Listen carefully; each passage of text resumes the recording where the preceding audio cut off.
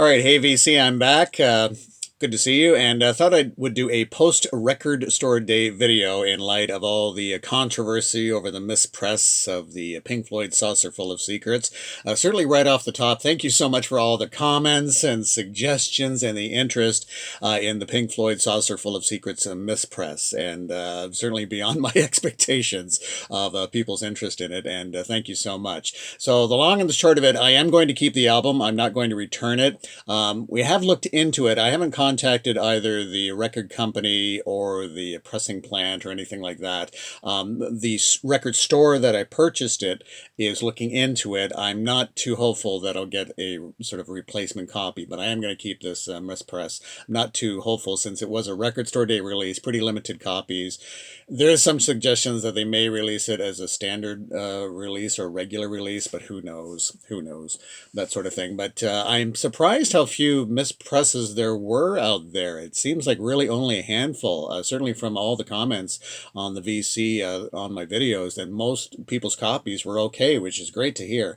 It's just a very strange thing. Thank you to German Shepherd, who's posted on my video, basically identifying it as a band or artist group called, I'm not even sure if it's Moi or it's spelled M-O in capitals and then like a lowercase I. So it's like M-O-I and sometimes brackets 10. They have a number of dance songs, and you can actually search them on YouTube, or you can search them through Discogs. And yeah, I think that's pretty much it. So as I understand, they're out of the Netherlands. So they're a Dutch band or artist, Moi or M-O-I brackets 10.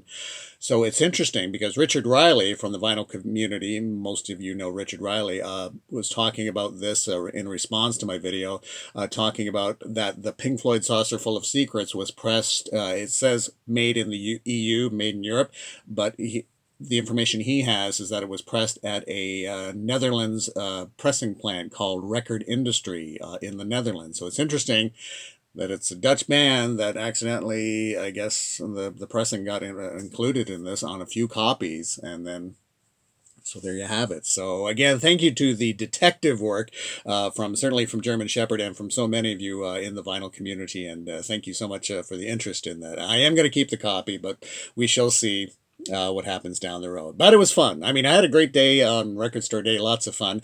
And I thought I'd do a post video on some of the albums that I didn't pick up because I own them in a different configuration, that sort of thing. So right off the top, certainly that Doors LP, that sort of 12-inch that was available, I definitely would have picked that up, but I did pick it up previously when it was issued as sort of the box set. This is the Doors London Fog. That includes the vinyl album in here, and we'll take a look inside. This is just a fun box set. This was released on Rhino. I think this came out in 2016, so a few years ago, and they are numbered. Don't know if you can see that. And the box kind of replicates like a reel-to-reel sort of thing, so we'll open it up and take a look inside. And this is the Doors, recorded at the London Fog in May 1966, so before the first album came out. And it's just a nice case there, and not like that. Okay, so there's that. And then inside, a whole bunch of fun stuff, so we'll get right to the album.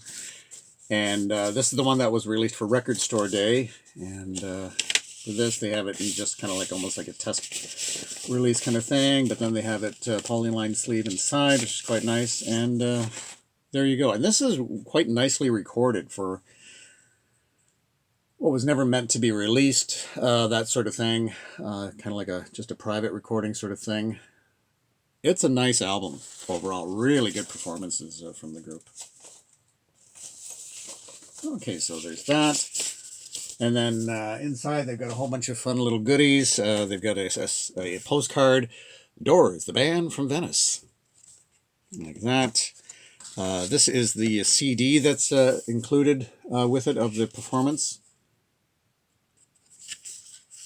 And the CD just pops in like that. And then, and they have something else. That's right. They have a little, it's like a little coaster from the London Fog. And that in there. And then nice little booklet and a write-up on the performances. And what's kind of sad, it's it's a great performance, but it's not the complete performance. It was recorded on 2 separate reels, so we got most of the performance on one reel.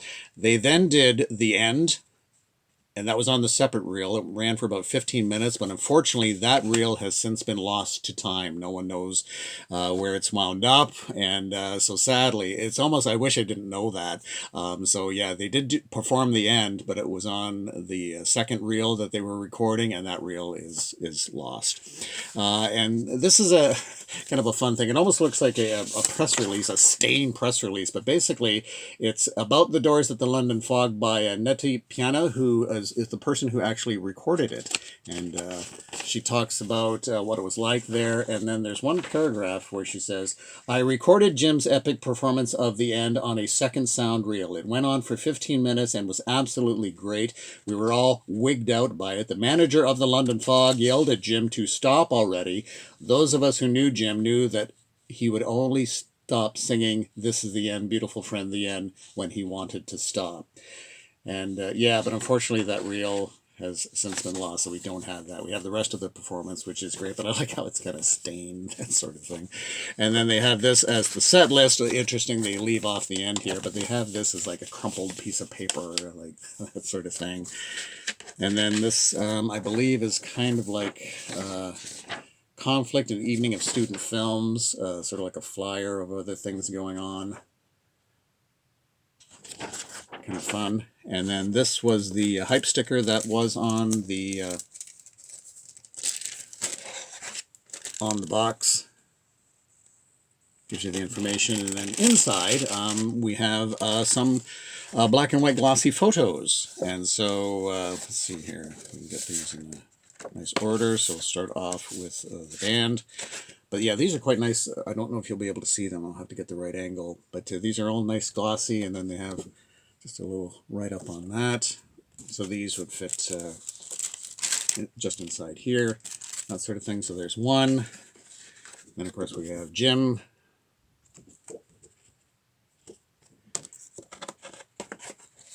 And then we have John Densmore. Like that. And then last, oh, not quite last. And then we've got Ray Manzarek. That. And then, of course, we've got Robbie Krieger. Like that. And like that. And that's pretty much it for the box. And then this is on the back like that. Don't know if you can see that. So yeah, it's just a fun box. The London Fog with the Doors that gives you lots of little goodies. So had I not had that, I definitely would have picked up that vinyl record if I was able to see it. I did see it. Another one that I didn't pick up, the Woodstock Experience. I mentioned that I did pick up the Woodstock soundtrack, the 3-album set. That is a mono release. It's sort of like a soundboard mono release. Very unique. It's a little different. It's very, shall we say, unmixed, that sort of thing. But they also released a few Woodstock artists through Sony/Columbia, of some of their artists that appeared at Woodstock. I think this year they had Janis Joplin available, and I can't remember if it was Sly and the Family Stone or Santana that was available. I had picked it up previously on CD. This is a box set that was issued, I think, 2009, so about 10 years ago. And so this features those, Sony/Columbia artists. Santana, you've got Janis Joplin, and you've got Sly, along with Jefferson Airplane and Johnny Winter. And this is just a very interesting box set because they did this releasing not only those artists' Woodstock performance, but then they paired it with the album that was released for that year, for 1969. So for Johnny Winter, you get the Johnny Winter album. Santana, the Santana album. For Janis Joplin, it's the Cosmic Blues, that sort of thing. So I thought that was a nice historical context. And they have lots of nice little goodies in here as well, including a very neat poster inside. So we'll open that up, take a look. Now this is the 50 years of Woodstock, so they have that inside. And then they have a nice crowd shot on the back, like that. Okay, and yeah, so they're housed basically like this in sort of slipcase things. So again, for Sly and the Family Stone, the album Stand was out that year, and then it's the full Woodstock performance, and then it's just a slipcase like that. And then what's really cool is that so they have the albums like that, the replica, and then the Woodstock performance, and then they have a poster for each one. Each one has the same crowd shot on the back of the poster, but then there is a poster of each band included with the CDs, so that's pretty cool. So let's see if we can take a look at some of the other ones. So this one, they pair it with Volunteers, and the same idea, and then the poster inside for Jefferson Airplane. Again, the same back shot, but that included. So there we have that. For Johnny Winter, it's the Johnny Winter album, and then the poster inside as such. Pretty cool.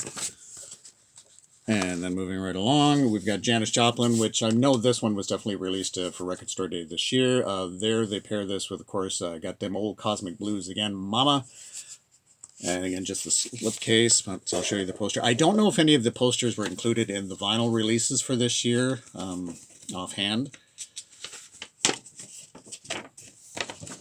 So that's the poster inside for that. And not bad size, really, for a CD release. And then finally Santana, and then they paired it, of course, with the first Santana. And boy, what a showcase Santana had for their Woodstock appearance. And then inside is the poster. There you go. Okay, so that's the Woodstock experience, and the only other one to show you, a record that I didn't even know was being reissued for Record Store Day, is Tangerine Dream. It's Poland. This is a live album, absolutely one of my favorites, a double live album. The Warsaw concert, absolutely terrific. Just a great performance overall. But yeah, I have an original copy, so didn't really need to pick up the reissue. Okay, so that's going to do it for this. Again, after Record Store Day is all said and done. Again, thank you again so much for all the comments and suggestions, and certainly the interest in the Pink Floyd saga. And I guess we'll eventually see how this plays out, but who knows. Again, I do appreciate it, and thanks so much, and have a great long weekend, too.